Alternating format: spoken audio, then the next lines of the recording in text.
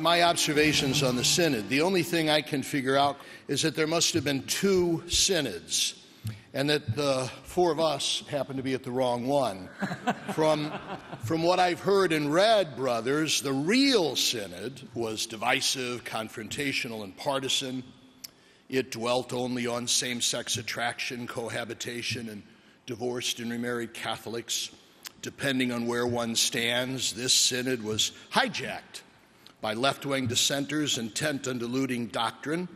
Or, as the other side would have it, this promising Synod was smothered by new Octavianis who dug in to resist the fresh breezes. Too bad we missed that real Synod, brothers, because the one we were at was hardly as spicy, juicy, interesting, or pugnacious. In fact, it was plodding, even at times tedious, but it was a Synod of consensus. Welcome back to The World Over. I'm Raymond Arroyo. We're in Baltimore, Maryland, the scene of the United States Conference of Catholic Bishops. We used the occasion to talk to a number of bishops about their impressions of the Synod, or at least the first part of the Synod, what lies ahead, and the controversial removal of Cardinal Raymond Burke from his Vatican post. We talked to Cardinal Timothy Dolan, Archbishop Sal Cordileone, and Archbishop Joseph Kurtz, the president of the Bishops' Conference. Take a look. Tell me about the Synod. Your Eminence, you were not too long. You were saying yesterday this was not the divisive partisan affair that people were selling it as. It drives me crazy. You know, unfortunately, in your business, as you well know, Ray, perception becomes reality. And I think was there some division? Was there some tough talking? You bet there was. Mm-hmm. Was there some disagreement? Yeah, and I'm glad. I mean, we've had that in the church since the Acts of the Apostles. But to caricature this as like this driven attempt to roll back church doctrine and to change the timeless truths of the faith, and that was just crazy. I mean, there was, what got me too is if you would think that the only 3 topics we talked about were same-sex attraction, cohabitation prior to marriage, and the admission of divorced and remarried Catholics back to the Holy Eucharist, and that was not it at all. Did those issues come up every once in a while? Sure, as you'd expect that they would. But this was pastors talking about how do we attract people to marriage? You know that. You know the stats, Raymond. You've reported on them. Only 51% of our young Catholics are even approaching the sacrament of marriage. That's a vocation crisis. That's what we were talking about.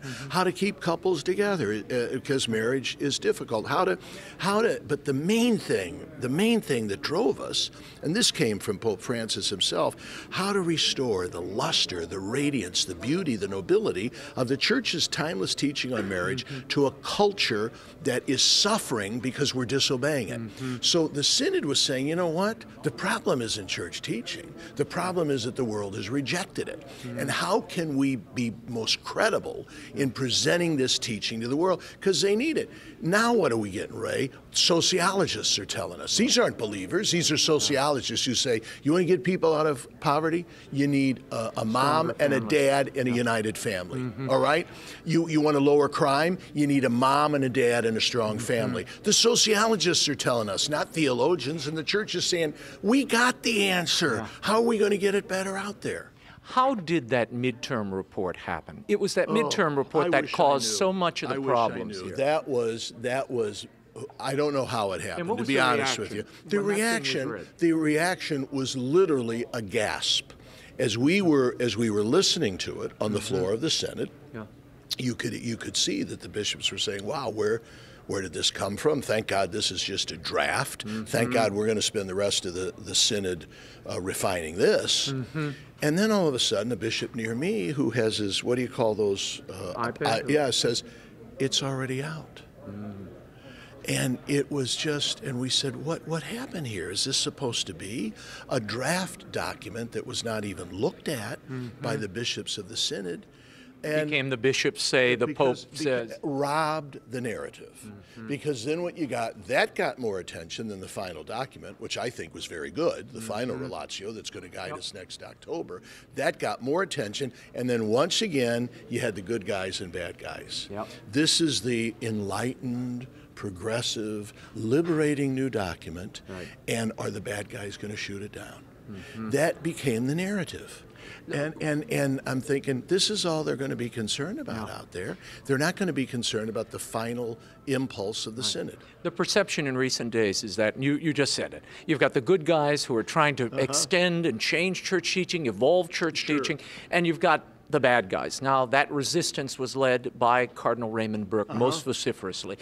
He was just demoted in the eyes of the world. This is how it was reported. What's been the reaction to your brother bishops to that news? Well, I would tell you this, the bishops that know him and love him, and there are many, and I'd be one of them, we just keep cheering him on and saying, look, we know he's an impeccable canonist. He's a deeply faithful cardinal. He would die for the Pope, any Pope, including Pope Francis. He accepted the Holy Father's invitation to speak candidly and frankly. And but you know what? You know what, Raymond? He'll inspire us because he shrugs and says, I'm a priest, I'm a bishop, wherever the Holy Father asks me to go, I'll do my best, and he's going to do it. Go back to your earlier question. You're right. Once again, there was an attempt to kind of have the two teams, the good guys and the bad guys.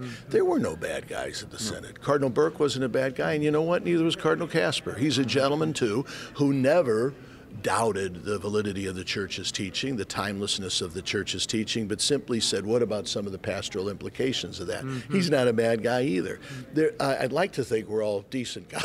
I would hope so. And the love, what you know what really impressed me this time? That when you looked around, by the way, it's what's going on in our meeting now, you look around and you say, these guys are pastors, these guys are priests. So we got bishops standing up crying about broken marriages, what it does with the kids. You got pastors with tender pastoral hearts. That's what we need.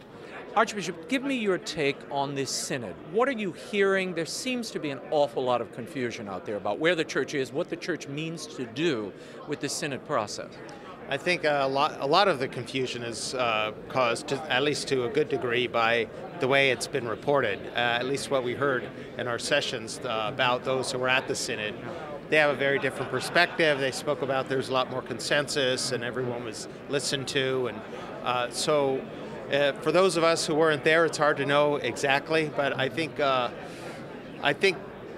perhaps to a large extent because of the way it's been reported has created a lot of confusion. Church teaching, of course, can't change. We know that we need to learn how to speak the eternal truth the church teaches in language and categories that with images and symbols that people of the time can relate to. So I think that's what we need to be focusing on. I think we also need to focus, again, I wasn't part of the deliberation, so I don't know how much time was spent on the different issues. Right. But what got the majority of attention, unfortunately, I think it was a lost opportunity to focus on other issues that are very much impacting families negatively, especially in areas of the world that are outside the first world, such as families separated by migration, the huge problem of domestic violence, and in a lot of cultures it's still something that can't be talked about. The woman is expected to stay in a relationship and allow herself to be abused.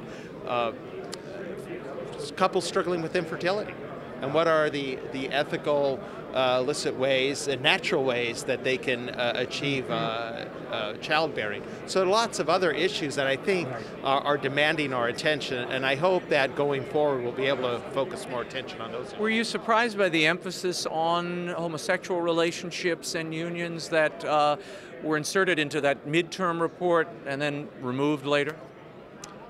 I must admit I was surprised it got so much attention because it's an issue that's sort of tangential to marriage, and it is one factor in families because we need to help families understand how do we love and embrace their family members who have a same-sex orientation and love them into the truth. I mean, that is one of many things families deal with, so I could understand it having been given some attention. What's next for the Synod? We have this document.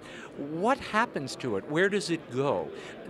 Some are saying now a lay phase will begin and the laity's role will be important. What happens? I don't know exactly. All I know is we've been told that there will be another round of consultation on the local level based on this document.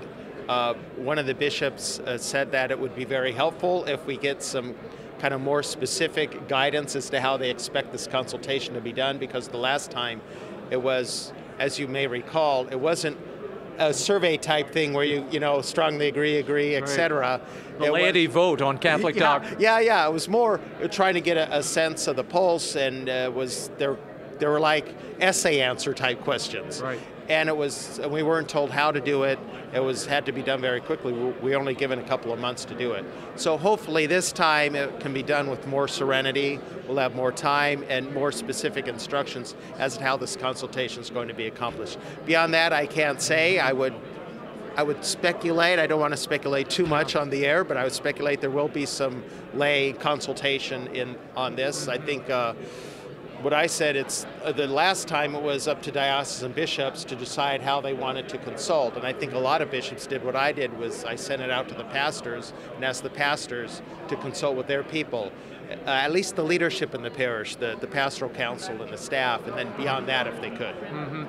Your Excellency, as I talk to people about the Synod, about the reaction to the Synod, the word I keep hearing most often is confusion or confused. What do you say to those people, both priest and laity? Well, Raymond, let me say this. First of all, it's never too late to tell the truth. So the way I've explained it to people is the experience in the Synod Hall was a very concentrated experience. Remember, in 2 weeks, we did a tremendous amount of things. There were 12 working documents. Now, a working document, by definition, does not have a finality. There were the ones that I think were publicized as far as the relatios, and then there were the 10 small groups. I was one of the moderators in one of the English groups, and so have the most familiarity with that one. But really, anyone who wanted to say, well, I don't want to just read the final product of the Synod, I want to be a researcher, I want to read all things, they would need to read all 12 of the documents, and they're all public. Right. That's the good news. Now, having said that, when I was asked in Rome about it, I said, listen, my eyes are on that final document. That's the one that the Synod delegates are being asked to vote on, paragraph by paragraph. And you know now that our Holy Father released that relatio, including the actual vote that took place. So people can look through and see which of the elements had the greatest consensus and which of those had what I would call weak consensus. They all had 50%. But that document, once we get the final English translation, that will be the lineamenta, in a sense, the threshold document as we prepare for the Synod next year. So confusion, of course, because I think some of the news media, we're good Americans, we want things done right away and fast. But in all fairness, they were working documents. That one that made the most attention really became the grist, if you will, for a full week of small group labor. And I think we worked hard. I think we had a lot of areas in which we deepened the Church's teachings, and also, I think, clarified some things. Cardinal Napier of South Africa at the Synod said that the release of that midterm report to the media did irreparable harm. How do you recapture this narrative? That's a good question. I would say Catholics and people of goodwill in the United States are pretty smart. And so now that they've heard that this was a process in which that second document gathered together all the sentiments, and there were a variety of sentiments. Remember, Pope Francis began by saying, be open and speak openly, listen humbly, and be open to the Holy Spirit. Now, I tried to do all three. And I think most did too. But what it meant was there were all kinds of insights and opinions that were gathered, some of which, of course, I agreed with, and some of which I thought, well, no, I don't think that's the right direction to go in. And that's where I think that second week came in. This would have been the week that occurred in the life of Cardinal Napier that he didn't have the chance to comment on. He actually was also one of the moderators. He and I and Cardinal Burke were the three moderators of the three English-speaking groups. And I believe those experiences were especially helpful because it allowed us coming together and really delving into the interaction. It wasn't a formal conversation. There was a roll up the sleeves quality. And I believe, while the final relatio is not perfect, I think it is a solid document, and I think we should move forward now with it. You mentioned Cardinal Raymond Burke. It is not a secret now that the Pope has removed him from a very prominent Vatican position. Now, there was this big debate during the last synod, and it was basically between Cardinal Burke on one side and Cardinal Casper on the other. Given that dismissal, has that chilled, and will it chill the debate in this next synod? I don't think so, no. In fact, I think what you probably just described has to do with the synod life outside the synod hall. In the synod hall, it wasn't as if each of the bishops you mentioned didn't speak up. We all did. Right. But there was much more of a free flow, and there wasn't that, what I would call a polarization. There was open conversation, open discussion. And I don't see where that open conversation is going to end. I think it will continue. Archbishop, before I let you go, how many delegates will constitute the American contingent going to this next synod? Well, of course, the appointment is up to the bishops. It's up to the bishops. It's up to the Holy Father. I spoke too soon. But there is a certain grid. In the past, I believe, because of the size of our conference, there are normally 4 delegates that the Holy Father would appoint. That's up, of course, to the Holy Father to appoint, but that would be our expectation. And as you probably know, that the Synod Council, or the congregation, includes 2 Americans. So Cardinal Dolan and Cardinal Wuerl, they were ex officio members at the Synod, and I would anticipate that would be the case for next Synod. Do you decide that? Do the bishops vote on it? We'll see. It's up to the Holy Father. There's no requirement in our bylaws that include the president as being there. I'd be eager to be. I was told the bishops are going to vote, though. Will they submit a list, if you will, to the Holy Father? There are informal things that are not of an official nature, but it's really the key thing to remember. If you hear rumors that someone's a delegate, ask them, has this person been appointed by the Pope? Because that's really the litmus test.